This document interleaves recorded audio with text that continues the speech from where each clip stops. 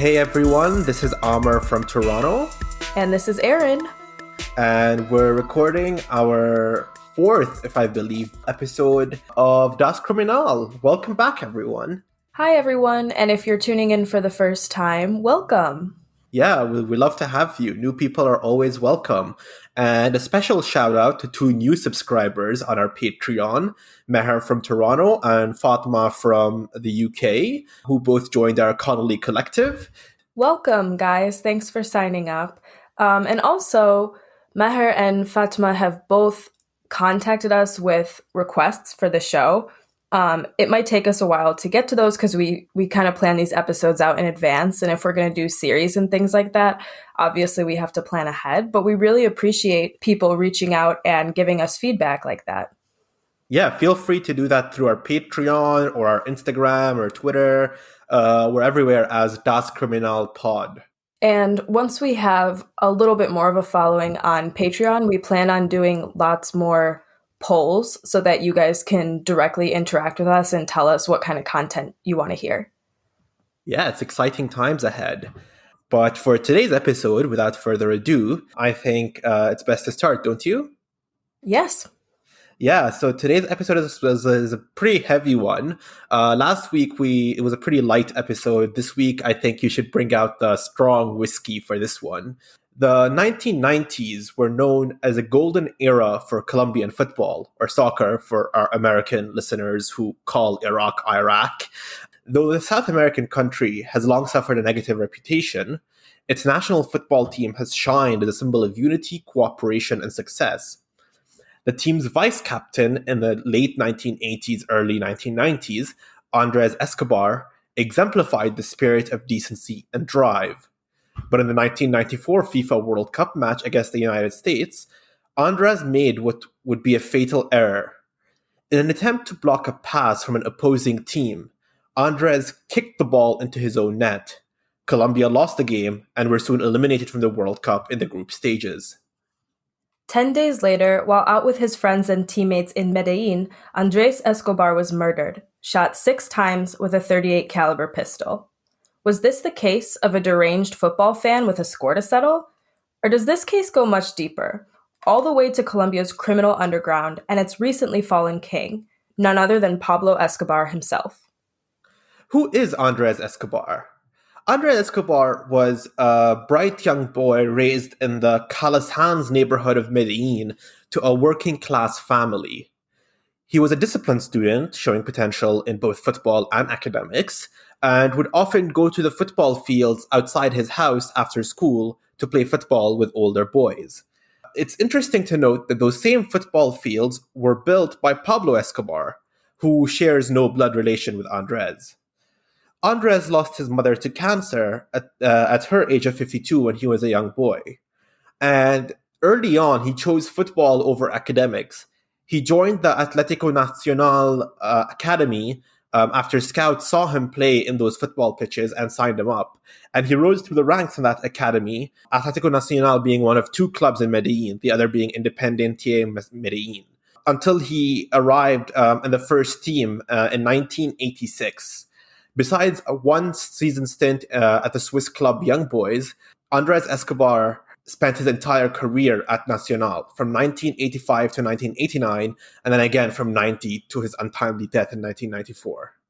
During Escobar's time in Nacional, Andrés that is, there was a lot of rumors floating about that the club was financed and backed by Pablo Escobar. In the documentary The Two Escobars on ESPN, Jaime Gaviria, his Pablo's cousin, talks about how Pablo used to attend a lot of matches in Independiente and with Atlético Nacional. It's interesting to note that football was very popular among drug cartels in the era for being very easy to use as a form of money laundering. So if you own a football club, you can ticket sales are often cash. This is before the time of credit cards and Ticketmaster. God, I hate Ticketmaster. Me too. Predatory. It's predatory. B, the fees are meaningless. And C, anytime there's a popular event, it crashes. It always crashes. It's never functional. Why do you have to pay an additional fee to print out your own ticket at home? Beats me, I have no idea. Aren't I doing you a favor? I feel like they also get a cut from the event itself, so I don't understand what the fees are for. It's useless. Like it's one of those things that like has no purpose. It has no utility. Right, it doesn't actually produce anything. Yeah, it's just middle management. In any case, back then, I guess ticket sales were all in cash, so it was easy for cartels owning those football clubs to falsely oversell tickets to launder their money. They also would falsely misprice players. So if a player transfers from one club to the other, since those deals are often secret, the club that sells the player can overstate the selling price and pump drug money in like that. There were multiple cartels that were invested in various football clubs. There was the El Mexicano, Jose Rodriguez Gacha of Medellin, Pablo, of course, who funded both Atlético Nacional and Independiente Medellin, and the Rodriguez brothers, Gilberto and Miguel, of the Cali cartel, who were funding America de Cali. It became a very violent and corrupt affair, of course.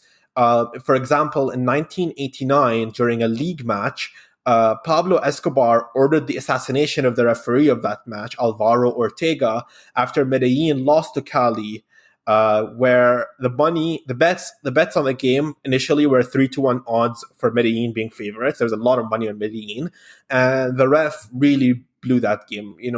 He really sometimes you can assume referees are incompetent, but there was shady stuff going on there, and Pablo was livid enough to tell his right hand man Popeye, also known as John, to kill the referee, and John does it. Yeah, and these bets weren't silly little wagers. These drug kings bet millions on these games. It was a really big deal to them. Oh yeah, like the millions and millions and millions of dollars were going into these games on a per game basis too. And you can only imagine then all the pressure on these players, knowing that the financiers of the teams are betting this ridiculous amount of money on them. The players on both teams as well as the referees.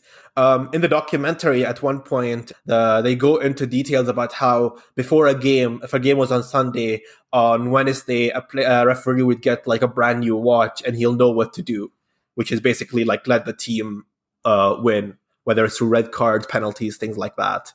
That's so frustrating. Yeah. On the other hand, I mean, Atlético Nacional were enjoying unrivaled success due to Pablo Escobar's financial backing. As coach Francisco Maturuna puts it, they managed to keep hold of their best players and attract the best players of abroad because of all this money. And it culminates in 1989 in the Copa Libertadores final. The Copa Libertadores being the ultimate championship of clubs in South America, the best of the best. And the final is Nacional versus Olimpia, which is a club from Paraguay. The first leg was played in Paraguay, and Olimpia win 2-0. The second leg was played in Bogota because the authorities deemed that Nacional Stadium in Medellin was too small. And Nacional end up winning 2-0 in Bogota, which causes a tie on aggregate. The total score is 2-2, which leads to a penalty shootout. Andrés Escobar, now firmly in the starting lineup of Nacional, steps up. He scores the first penalty. Meanwhile, goalkeeper René Higuita, he starts blocking Olympia's shots left, right, and center. And on the other hand, after Andrés Escobar, Nacional players are missing their penalties. It's a tense affair, but Lionel Alvarez of Nacional scores his penalty and lets Nacional win the first Copa Libertadores to be won by a Colombian club. We see this kind of in both Andres's playing style and also his personal demeanor. He was really steady, straightforward, reliable, while some of his teammates aimed their attention at showmanship. Not that there's anything necessarily wrong with that. Andres was really all about playing a solid game. He's that guy that goes forward and you think he's going to make this kick. Like, he's very smart.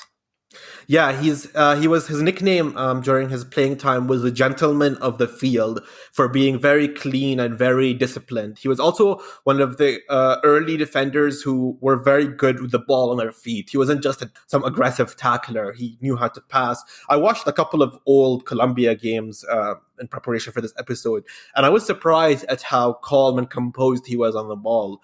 Really, really a special breed of defender.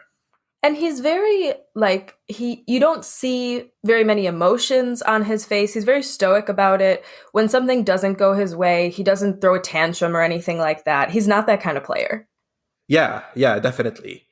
On the other hand, being part of Nacional, he was often invited to Pablo's ranch for parties. Andres himself was skeptical, he would rather not go, but Pablo would insist, and he'd organize exhibition matches with other drug lords, where Pablo would tell other drug lords, you pick your best team, and I pick my best team, and they'd wager millions of dollars on those exhibition matches in Pablo's ranch. That's such a weird thing. Like playing with them like dolls, you know? Yeah, it's. I feel like at that point, it's no longer just about money; it's about power. Like they have that much power. It's remarkable, really. Right, like a very firm ownership over these athletes, not simply being a big fan or a financier. He's really saying, I own you. You Yeah, belong to me. yeah. I want you to come to the ranch, and there are consequences if you say no. You can't say no. It's understood that you Right. can't say no. Pablo is really interesting. Jaime, his cousin in the documentary, mentions Pablo telling him, "How can we fix inequality in our country? We have to steal from the rich."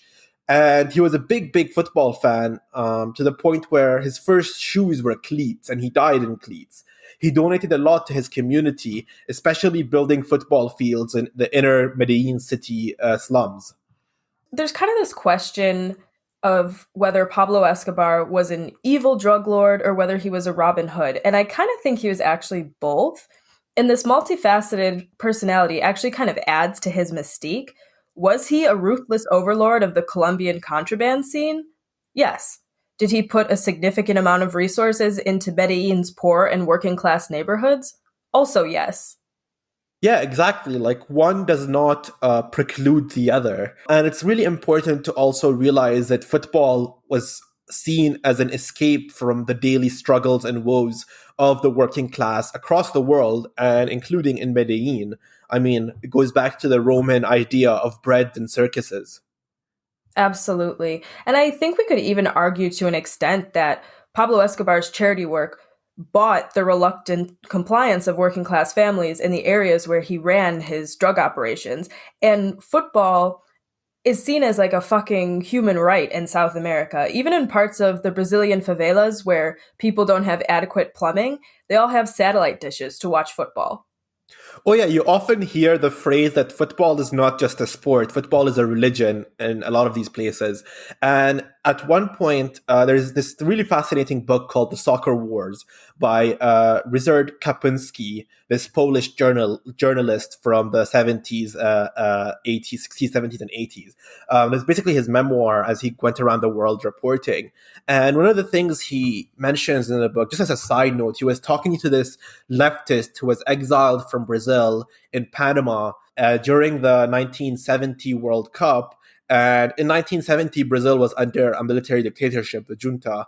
And Brazil won the World Cup in 1970. And this leftist turned around to Richard and said, "Oh, great! This bought them another 5 years." So the sort of association of footballing success with the popularity of a government is not entirely unheard of. It's quite common, really.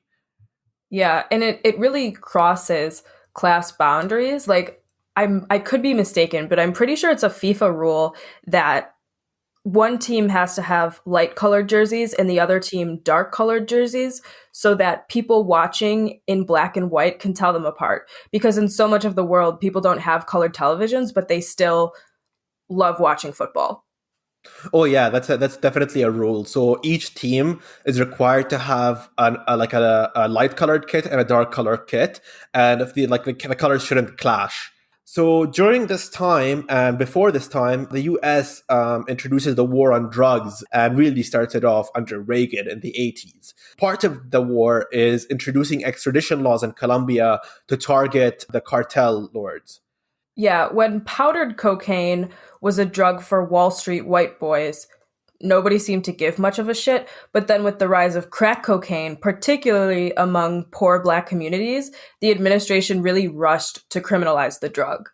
And it's really rich that the same US government that's outlawing the drugs and engaging in a war in Colombia that destroyed the lives of millions of people, at the same time, they were also buying cocaine off the Contras in Nicaragua and selling the cocaine in inner cities for Black Ops slush fund as part of the Iran Contra affair.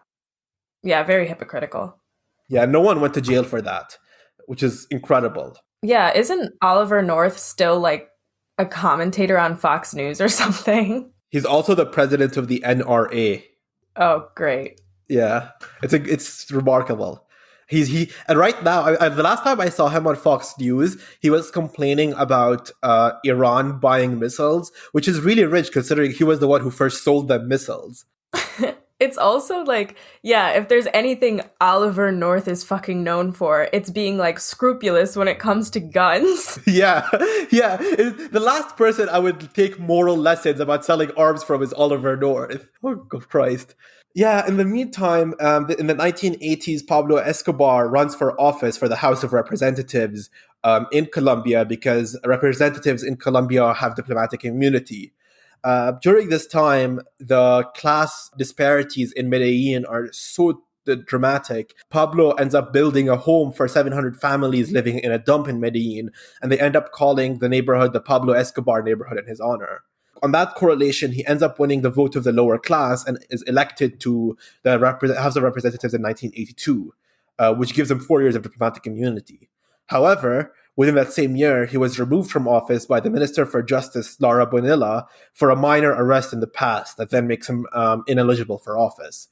In the meantime, Luis Carlos Galan runs for office on a platform of upholding extradition to the US. Pablo Escobar allegedly organizes the murder of both Galan and Bonilla. This tolerance towards the cartel suddenly turns into total war. Pablo is quoted saying at this point, "Sooner a grave in Colombia than jail in the US." In the meantime, Cesar Gaviria wins presidency in 1990 and continues the war on drugs and Pablo Escobar, and it becomes very, very violent and very aggressive. However, on the other hand, the Colombian national team are doing phenomenally well. It's a bright spot in an otherwise very, very dark and gruesome time in Colombian history.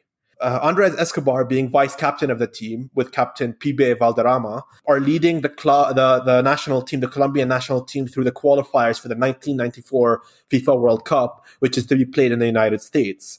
The team plays for unity, trying to offer social stability to the people of Colombia. As coach Francisco Maturuna says in the documentary, we no longer were we Medellin or Cali, we were Colombia. The qualification process for the 1994 World Cup finals in the US is a huge success for Colombia. Of the 26 matches they've played, they lose only one and concede only 2 goals. That is an incredible record. They enter 1994 as heavy, heavy favorites for the World Cup. Even Pele, when asked about his bets for the World Cup in 94, mentions Colombia as being favorites. They had a team just built up of superstars, basically, of Colombian superstars. And the goaltender, whose name is Higuita, Rene Higuita, he was Colombia's best goaltender by a mile, and definitely one of the best in the world, like in football history. But he wouldn't make it to the 1994 World Cup for reasons we're going to discuss. Yeah, and it has some effect on the story. They also had Valderrama in midfield, Escobar in defense, Leonel Alvarez, Faustino Asperilla, Rincon. They were all really good players. And under the auspices of the president of the Colombian Football Association, Julian Bellini. Football is used at this point as a vehicle for unity in Colombia, to the point where Colombia arrives in Argentina in Buenos Aires to play their final qualification match against Argentina. The Argentinian fans insult the Colombian players. They call them drug dealers. They boo them. They're shouting at them. Colombia start the game on fire. They score 5 goals and win 5-0 against what was considered one of the strongest teams in the world. To the point where the same fans that were booing Colombia and insulting them end up giving them a standing ovation. That's kind of a nice story. I mean, it starts out not nice, but it gets nice.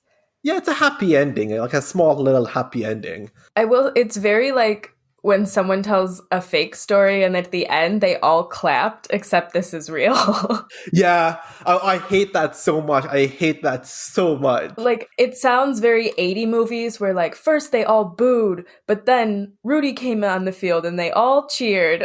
Like, It's like the plot of 97% of all sports movies, where like the fans are against the team, everything is down, and then they come out in the last quarter or the last half or whatever, and they do really well, and everyone starts applauding. yeah, it's real though. It's recorded. Yeah, oh yeah, it's showed, definitely showed. Like Americans really love applauding, don't they? It's a very American thing to applaud. It's so strange to me when people applaud films because, like, you're in the cinema, no one can hear you applauding except the other audience members. And also when people applaud at the end of a flight. Oh, I hate that so much. Like, I don't understand why are you applauding a flight landing? It happens like millions of times a day. Yeah, it's a little overzealous to me. Also, I'm pretty sure that the quality of the landing is most determined by the weather. Yeah, the weather and the quality of the tarmac. But that being said, the only time I'll applaud in a flight is if we end up getting hijacked by Layla Khaled and the PFLP. Then I'll start applauding. That's irony, satire. I do not condone hijackings. No, of course we don't. uh, Anyways, back to more grim news. Well, grim, depending on how you see it. It was during this time that in the 1991 Constitution, Colombia sort of has a Constituent Assembly in 1991 to rewrite the Constitution. And one of the things they rewrite is the extradition laws, where extradition is abolished. There's a lot of claims about Escobar bribing officials to get that law abolished. Whether that's true or not is difficult to discern. He has such a reputation that he doesn't even have to bribe at this point. He just has to vaguely threaten. Yeah, there's a famous sentence that Pablo is associated with. It says "plata o plomo," so like silver or lead. Basically, that was how he'd make a deal to people. Like he'd offer them either silver or lead. Right, bribery or death threats. Yeah, and it worked. I mean, the Constitution had no extradition, and that same year, Pablo surrenders to the authorities on the condition of being imprisoned in his own prison called La Catedral on the outskirts of Medellin. Now, this is I wouldn't. On the one hand, it is a prison in the sense that Pablo can't leave. On the other hand, there's a football pitch there. There's a jacuzzi. There's a pool table. He gets as many guests as he wants, whenever he wants.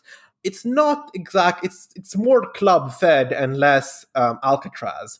It reminds me of the celebrities sitting in their homes, like their mansions during quarantine and being like, boo hoo. Oh yeah, it's so annoying. It also reminds me of how when Jeffrey Epstein first got arrested in 2010, he was basically in Club Fed where he could leave during work hours to go work at his office, which kind of defies the purpose of prison, I suppose. Didn't he have to serve like 8 hours a week in jail or something? Yeah, it was basically like a weekend thing, and then during the week he'd be out. But like it's very confusing because on the one hand, I'm definitely a prison abolitionist. I think prisons should be abolished. On the other hand, putting someone like Pablo Escobar in what's basically a 5 seasons or 4 seasons hotel is not exactly conducive to, any form of justice. I think the problem is here, it's not so much about prison as it is that there's a different standard for rich people. And it's a hugely different standard. Oh yeah, absolutely, yeah, and yeah, it's the correlation between wealth and the law not applying to you anymore, and even when it does, like in the case of Pablo or Jeffrey Epstein, you get a light sentence and you get the 4 seasons of prison basically. I mean, not in the end for Epstein. Yeah, I mean, yeah, we'll do an episode on that. That's a whole other topic altogether. We've got like a suspicious prison situation series that's going to come at you at some point. Yeah, so stay tuned and tell your friends about us. Anyways, during this time in La Catedral, Rene Higuita, the goalkeeper for Atletico Nacional and the Colombian national team, visits Pablo in prison. He's caught by reporters outside the prison and photographed. After that, he's arrested for kidnap mediation, which apparently is a crime. And during this time, he's interrogated entirely about Pablo Escobar, not about the kidnap. Pablo, meanwhile, claims that he's friends with both Rene and all the other players of the Colombian national team, to the point that he's invited the team before to the prison to play with him.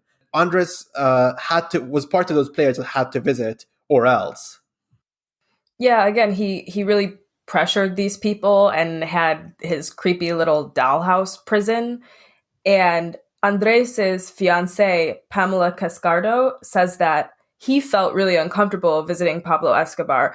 But again, he understood that this guy is basically the team's financier and is frankly like really scary. Yeah, I mean, if I was in his position, I'm not gonna say no. Like I will go, because this is not a person to be trifled with. And the entire team has played with him before. You don't want to be the one that stands out. And as the coach says, who's to blame, the visitor or the guard who lets you in? If Don Vito Corleone invites me for dinner, I go. End quote. Francisco Maturana has a lot of quotes like that. He's a genius of like a quote machine. During this time, there's a push for death penalty for drug kingpins. When Pablo's prison situation is discovered, there's plans to move him to another prison that's more of a traditional prison. Pablo ends up escaping with a tunnel that he built to the prison himself, and it culminates in a war between Pablo Escobar and the Colombian government in association with far-right Colombian paramilitaries led by Carlos Castaño and the Cali cartel, who saw Pablo Escobar as a business enemy. They formed this group called Los Pepes, which is short for Perseguidos por Pablo Escobar, or people persecuted by Pablo Escobar. Los Pepes that end up actually killing Pablo. On December 2nd, 1993, he's shot. The official story here is that Escobar was shot and killed by Colombian National Police in a shootout, though his relatives claimed that the actual fatal shot was likely a suicide, meaning like he knew he was cornered and decided to end his own life. But there were so many people after him at this point, like some of them working together, trying to catch him, some of them working against each other, trying to get to him first. It's kind of difficult to know exactly the story of his death. Yeah, it was a very messy affair, and with his demise, there was a power vacuum in the cartel underworld. And as Jaime, Pablo's cousin, says, the boss was dead, so everyone became their own boss. And it's something very interesting to note here, because when Pablo was sort of the cartel leader, the king of kings, if you will, he banned kidnappings. There was complete order in the criminal underworld, and you had to get Pablo's permission to basically do crime. And with his demise, everyone wanted to climb up the sort of criminal social ladder, and that just created chaos across the country. In the meantime, in 1994, the World Cup starts. At this point, Andres is engaged to his girlfriend. He has an offer from AC Milan, and that's his preferred destination, so he prepares to transfer there. But the Colombian national team face a few dilemmas, chief among them being who can replace their mercurial goalkeeper, Rene Higuita. The person that ends up being called up is Oscar Cordoba of America di Cali. And he also is involved in the mistake that ends up getting Andres killed. But we'll get to that in a bit. So, for our listeners who are not particularly familiar with football or the World Cup, I'm just going to give you a quick primer on how the World Cup worked in 1994. It worked a bit differently now. But in 94, there were 6 groups. The finals consisted of 6 groups of 4 national teams each. Groups A, B, C, D, E, and F. And the way it works is each team in the group plays the other 3 teams once. A win gets you 3 points, a draw gets you 1 point, and a loss gets you 0 points. And the top 2 teams, in terms of points, advance. Of the third place teams in each group, 4 out of the 6 advance based on the best 4 of 6. And best is first described as the number of points you get. And if your points are even with third place teams of other groups, then it's goals scored and goals conceded. Colombia is placed in Group A with Romania, Switzerland, and the hosts, United States of America. Colombia being heavy favorites both in the group and to win the cup. Match 1. Colombia plays against Romania. Colombia plays really well, with a lot of chances coming early on. Romania absorbed the pressure and relies strictly on counterattacks. Colombia miss a lot of chances. And then Romania go up the other end and score one and then a second goal, the second being by the legendary Romanian striker Hagi, who scores a wonderful goal. Colombia pull one back to 2-1, but then Romania score a third, 3-1. Colombia lose. It mentally breaks them. Gamblers in Colombia lose a lot of money, and player Eduardo Rojo's brother is killed in a scuffle in Medellin. Match 2. Colombia face the host, the United States of America, on June 22nd, 1994. Before the game, the team receives death threats, where the hotel they're staying at, the TV channels all mysteriously broadcast death threats to them from Colombia. The coach is crying in the locker room. He gets the message: if Barabbas Gomez plays, they'll kill us all. Barabbas Gomez being a midfielder for Colombia. And during this time, after with Pablo being dead, various clubs with cartels owning them wanted their own players to shine. So they wanted players from their own clubs to play for the national team instead of players from another club. So they would threaten the coach to play a particular player, even if the coach doesn't want that. So Barabbas is benched because the coach doesn't want blood on his hands, Coach Maturuna. And Colombia dominate again, first 10, 15 minutes, but the ball doesn't go in. I've been in situations like this. I've played football where the first 10, 15 minutes you're dominating and things don't go your way, and you start thinking really like bad thoughts. You're being very nervous. Like, this is not our day. It's like demoralizing. Yeah, it's psychologically just demoralizing. It's so exhausting. And on the 34th minute, the US attack on the left flank, the US being very good at attacking the left, by the way. And they cross into the box, and Andrés Escobar, he stretches out to intercept the cross, a very normal thing for a defender to do, and ends up accidentally kicking the ball in his own goal. The deflection causes the goalkeeper to be wrong-footed, and the ball dribbles in. The goalkeeper in the documentary, Cordoba, also admits that it's partly his fault. His eyes were only on the American striker, not the ball, such that he was far away from the ball when Andres accidentally deflected the ball in. So watching the two Escobars documentary, you know that it's coming. It's so hard to watch because you're just thinking, oh my God, no, no, no. And it's just a mistake, like a really honest mistake that the team made. It happens, people make mistakes. It happens to a lot of defenders during the course of their entire career. But this one was a very important game. And you see on Andrés Escobar's face, he looks back, seeing that he scored, and he looks disappointed, but he doesn't, kick the turf or anything like that. He looks disappointed, but he just looks kind of shocked almost. Yeah, it looked more like shell shock than anything. Like, it wasn't anger, it wasn't like frustration, it was just shell shock. You see on his face, it just kind of looks like, oh no. Yeah. And I think that at that point, the entire psychology of the team was shattered.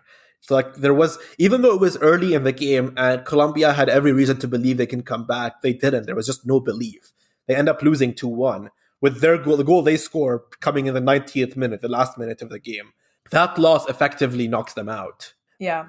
Yeah, and it's really sad because in the documentary it's mentioned that Andres is a 9-year-old nephew. When the goal goes in, when Andres' own goal goes in, his nephew turns to his mom and says, "Mommy, they're going to kill Andres." And the mom tries to comfort his nephew, saying, no one gets killed for their mistakes. But my God, how right that kid was. Colombia end up having their final group game against Switzerland, but it's pretty much dead rubber. Everyone knows they're not going anywhere. So they win 2-0. But they finish last in their group and don't qualify with only 3 points. Andrés Escobar returns to Colombia with the rest of the national team, and he returns to his home in Medellin. He calls his best friend, Eduardo Rojo, along with a bunch of other friends, to go out. The coach, as well as Eduardo and several other players, keep urging Andres to stay home, but he insists to show face, to reaffirm his presence, and show that he's not going to let this embarrass or shame him. He tells his fiancée, like, I have to show my face sometime. I can't stay in the apartment. And that's a very reasonable thing to believe. Like, what are you going to do, hide forever? Yeah. Every good defender, like even the world-class defenders, have made mistakes like that at least once in their career. Anyways, he goes with his friends to a local club. First, they go to a bar, they go to a liquor store, then they go to a club, and in the club, they're drinking, they're chatting with each other. It's a nice time out. But other club goers near Andres start harassing him. They say, "Hell of a goal you made," and Andres tries to ignore them. So they follow him, they provoke him, they call him various slurs. Andres, sort of leaves the club, tries to remove himself from the situation, gets in his car, but then this is where things get quite dicey. Andres drives up to these people harassing him and lowers his window to try and talk with them, to tell them to everyone makes mistakes. You don't have to do this. Don't like be rude or anything. And in that confrontation, seen by security footage of the club, one of the people in that group pulls out a 38 caliber and puts 6 bullets in Andres Escobar. He shouts "goal" after every shot, mocking the commentator when Andres scored the own goal. Now, what's interesting is that the car that the shooter escaped with is registered to the Gayon brothers, Juan Santiago and Pedro David, who were a part of Los Pepes and ran their own cartel. There were a lot of claims and counterclaims about what happened, and one of the claims is that this shooting had nothing to do with Andres' own goal, because it was just that he was talking back to these gangbangers, and it was more that he provoked them than anything. That reads like bullshit to me. First of all, he didn't really talk back, according to the people that were there. He was just more like, yeah, it sucks. Everyone makes mistakes. But he wasn't known to be confrontational by any means. Quite the opposite. He was praised for being level-headed and cool under pressure. And also, it's just way too big of a coincidence. He, as far as anyone knows, had no involvement with the cartels or anything like that. Why would they know him other than him being an athlete and scoring this goal accidentally? Yeah, I don't buy it either. I don't think it's a provocation. I think there's more to it, especially because the person arrested for the shooting is the personal bodyguard for the Gayon brothers, Humberto Castro Munoz. And I don't know. I've never been in a cartel. I've never seen a cartel live, but I'd like to think that if you're a bodyguard to a cartel, you don't do any shooting without their explicit approval. That's kind of what being in a cartel. You've never seen a cartel live? You've never been to Cartel on Broadway? I've never been in a situation where I'm like, yeah, I'm in the middle of a cartel doing business at this local establishment. Yeah, I agree though. The whole point of the cartel is being organized crime. They're not supposed to go out on their own and kill people over soccer goals. Yeah. And in the documentary, there's allegations that Castaño of Los Pepes, this far-right paramilitary leader, was paid by the Gayon brothers $3 million to redirect the investigation to the bodyguard, to the point where the Gayon brothers weren't even investigated. Even though they owned the car, and they were known to have placed big bets on football, no one followed that lead. They were not charged. The bodyguard was charged, found guilty, given 43 years in prison, and released after 11 on good conduct. I kind of lean toward this being revenge for someone else's lost bet, like a drug kingpin's lost bet on Colombia. Or I think it possibly could have been a move by one of Pablo Escobar's former competitors to assert himself as the new kingpin in town. So the same way Escobar lorded power over the sports in the country through money, maybe these people are thinking oh, we have to assert power over the national team because that's what he did. But he did it in an entirely different way. Yeah, with him it was more soft power. With these people, it seems like they're seeking explicit hard power through bullets. Andres ends up going to they're driven to the hospital, and he dies there at the age of 27. With that, Colombia's golden era, their national team sort of crumbles. In 1998 World Cup, their ranking goes from 4th to 34th. They don't make another World Cup after 98 for a long time until they return in 2014. By 2010, 14 out of the 18 clubs in Colombia are at risk of bankruptcy. And it's really, really sad. Just the entire club's collapse. And what's really interesting is Jaime Gaviria, Pablo's cousin, in the documentary, saying that if Pablo Escobar was alive, Andres Escobar would not have been killed. Pablo had rules. Yeah, I think we often assume that the antithesis of law and order is crime and disorder, which rhetorically makes sense. But Pablo Escobar's cartel was solidly organized. It is, again, organized crime. And he ran the criminal underworld with an iron fist. So his means of coercion were much more conspicuous than those of the state, meaning you do as he says, or he's going to, take a hammer to your kneecaps. But the state coerces us in our daily lives through other means of control.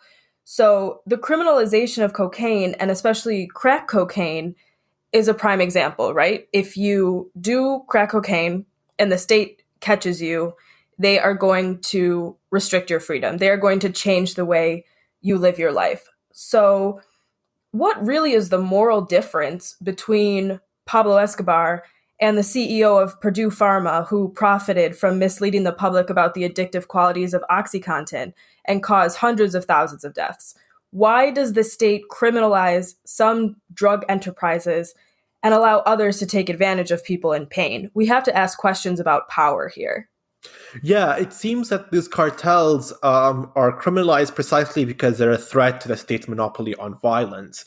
And it's interesting because I'm not a big fan of this book, Freakonomics, but one of the things that's interesting in that book is how cartels it's the business interest of cartels to maintain order and peace as much as possible and not attract attention to themselves.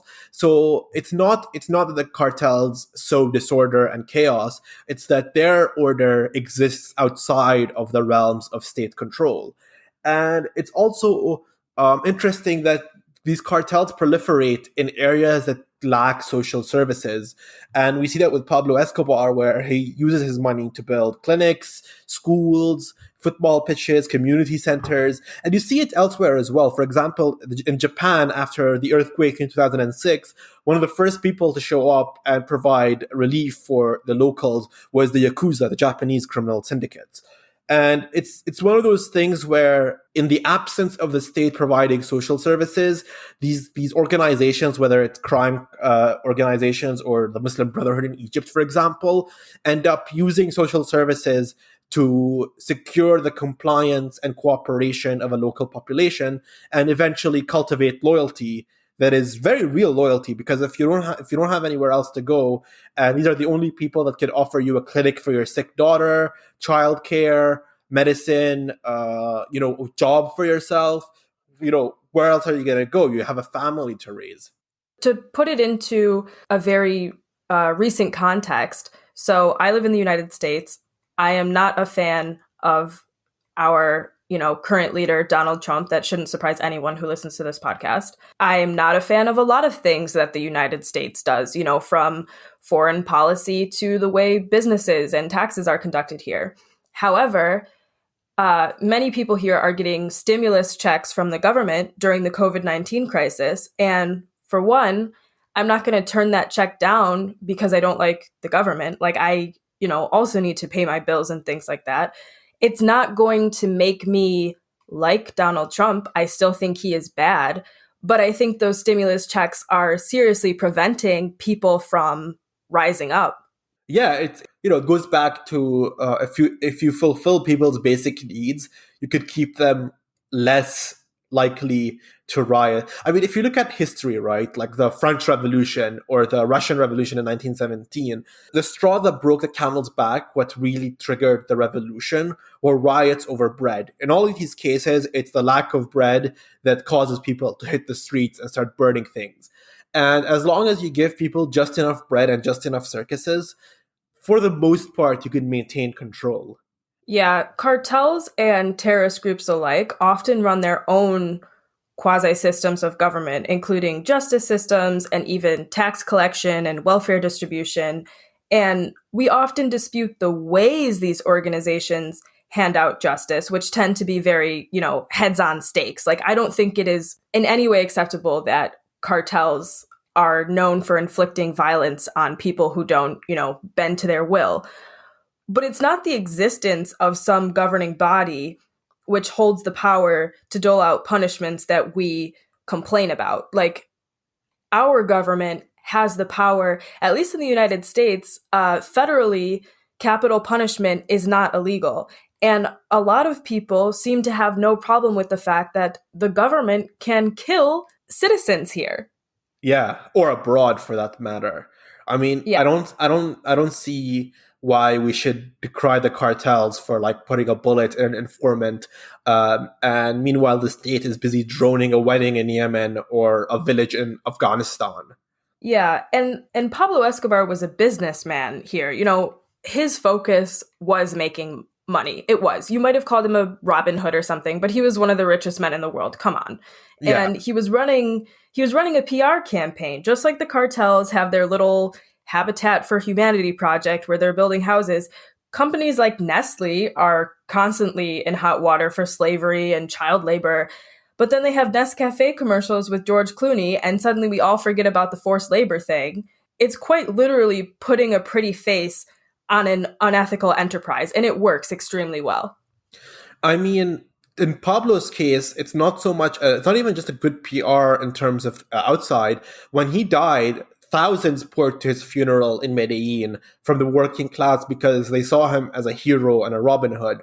And I guess that his PR campaign sort of worked in a sense that these people saw him as the only savior in a place where the state has completely abandoned them. The official, government vehicles have completely abandoned them.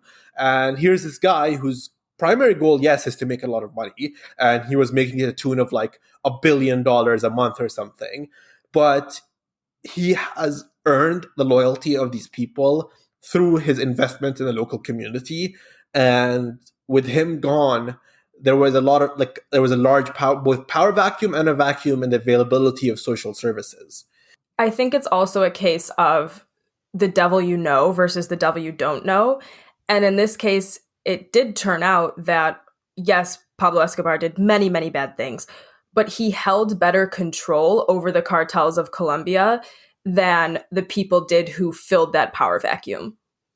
Yeah, I mean, once Pablo died and the Cali cartel rose, as well as the far right paramilitaries like the ACCU, the violence just it became a lot worse, exasperated, and it didn't really die down until much more recently. And that's what happens when you replace one guy who's rules with an iron fist with a bunch of people who each want to be king. Right. And if you are a working class person in Colombia and your neighborhood is relatively safe when Escobar's cartel is running things and then descends into chaos after his death and is much less safe, who could blame you for thinking, yeah, things were better when he was here? Yeah, pretty much. The silver lining of this episode, I guess, which is quite a depressing episode, is that in 2014, Colombia ended up returning to the World Cup finals in Brazil, and they return with style, with being led by James Rodriguez, and they end up reaching the quarterfinals, for the farthest they've gone. And right now, they're back as being one of the powerhouses of South American football. I mean, I think there's also a silver lining here where in the past couple years, things have, at least they appear to be getting a little better in Colombia in terms of the government is making deals with paramilitary organizations. We have yet to see how those turn out. I know someone at the university where I did my master's degree was doing her PhD in seeing how women involved in the guerrilla organization FARC were reintegrating into society without being in that organization, because it is very hard, to live your life a part of this one thing and then suddenly the nature of that really changes. But of course, we're wishing the best for Colombia and the Colombian people here. Yeah. Last I heard, the FARC deal fell through because it was rejected by the Colombian population, but I haven't followed that more recently. But I really wish the best for the Colombian peoples, and hopefully next World Cup we'll see them as heavy favorites again. Yeah, I would love to see them excel. All right. So, just a couple closing notes. If you like the podcast, please recommend to your friends. Rate us on your podcast app and follow us on Instagram or Twitter at Das Criminal Pod. If you really like us, consider joining your Patreon at Das Criminal. We have $3 a tier, a $5 tier, and a $10 tier. For those of you who don't know what Patreon is, or maybe have heard about it but are a little bit confused, it's basically a subscription service where you choose how much monthly you want to contribute to us. And then in return, you get certain benefits. Those are all visible on the Patreon, but you get more say in how we run the podcast. You get extra episodes. You get little chats with Amr and I. And there's a whole Patreon app where all these things are available to you. And also you get a private RSS link, which you can put into your favorite podcast player. I don't think Spotify does it, but Apple does, Overcast does. So you basically, if you do want to contribute, you contribute and we give you benefits for doing that. Yeah, and you get her undying gratitude and love. Speaking of that, actually, we're about to record a full-length bonus episode right now that we're going to put on Patreon on the plague.